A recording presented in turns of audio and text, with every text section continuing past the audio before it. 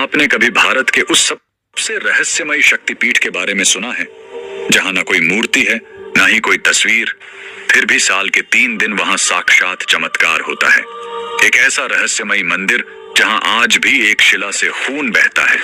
आज की यह कहानी असम के नीलांचल पर्वत की उस पावन भूमि की है जिसका रहस्य अभी तक कोई विज्ञान नहीं सुलझा पाया।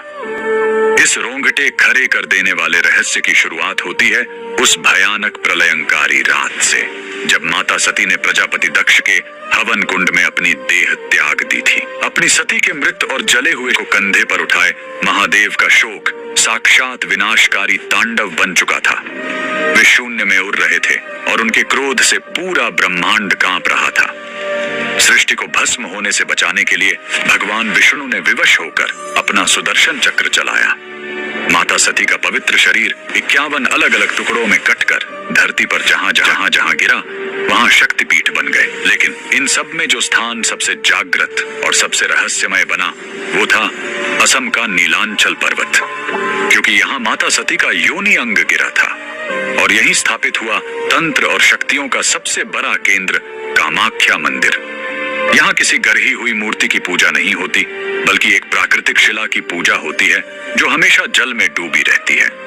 लेकिन सबसे बड़ा और खौफनाक चमत्कार तब होता है जब हर साल आषाढ़ के महीने में यह मंदिर 3 दिन के लिए पूरी तरह बंद कर दिया जाता है।